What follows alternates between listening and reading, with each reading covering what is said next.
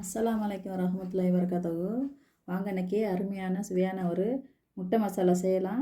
இது ஒரு 6 முட்டையை வச்சு நான் செஞ்சுருக்கேன். இந்த முட்டையை எப்படி செய்யலான்றதை நம்ம வீடியோவில் போய் பார்க்கலாம் வாங்க.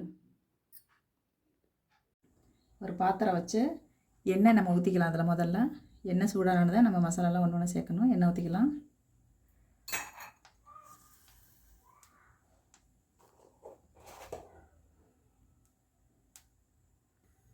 எண்ணெய் சுட்டுச்சு. நம்ம ஒரு 1/2 ஸ்பூன் சீரகம் போட்டுக்கலாம். ஒவ்வொரு விதமாக ஒவ்வொரு சமையல் பண்ணும்போதும் ஒவ்வொரு சாமான்கள் போடும்போதும் நம்மளுக்கு வாசனைங்க வித்தியாசமாக நம்மளுக்கு கிடைக்கும்.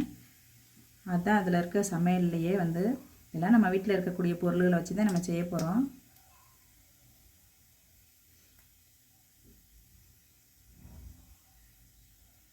அது ஒரு சின்ன துண்டு இஞ்சி திரி வச்சுருக்கேன், பொடியாக அரிஞ்சு வச்சுருக்கேன். அதை நம்ம அது கூட சேர்த்துக்கிடுவோம்.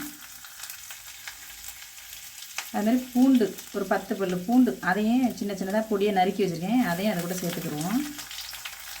இது வெங்காயம், ஒரு பெரிய வெங்காயம் ஒன்று எடுத்து வச்சுருக்கேன். அதையும் நம்ம அதை கூட சேர்த்துருவோம். இது பச்சை மிளகா ஒன்று கீறி வச்சுருக்கேன். அதையும் நம்ம அதை கூட போட்டுட்டு வதக்கிடுவோம் நல்லா.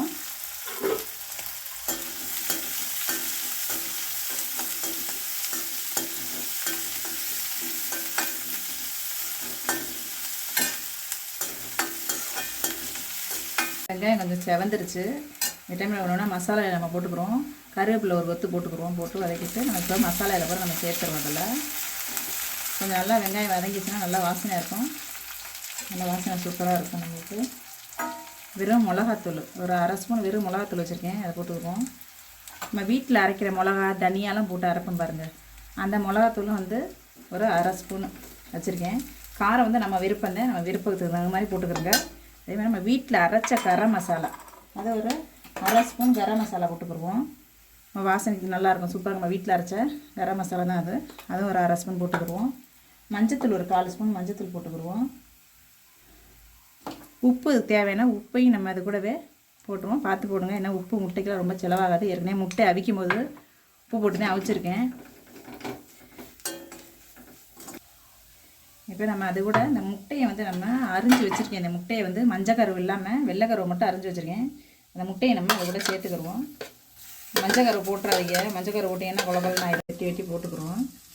மஞ்சள் கருவை போட்டுறாதையே போட்டுட்டு இப்போ இந்த டைமில் நீங்கள் என்ன பண்ணுங்கள், ஒரு 1/2 கிளாஸ் தண்ணி அது கூட சேர்த்துக்கிறோங்க. ஒரு 1/2 கிளாஸ் தண்ணி போட்டுக்கிறோம். அது கொதித்து மசாலாலாம் ஒன்றா ஆகும்.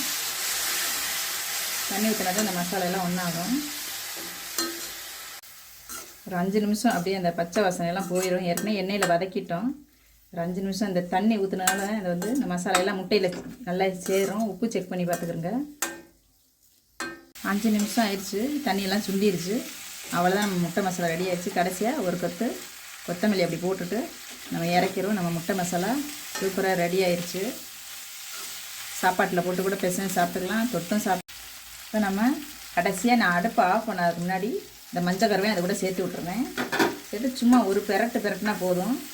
ஏன்னா அப்போ அந்த மசாலாலாம் அது கூட ஒட்டிக்கிறோம். ஒரு பெரட்டு போதும். அப்படியே போட்டு அமுக்கி வச்சுருங்க. அதை எல்லா மசாலாயும் ரெடியாக வந்துடும்.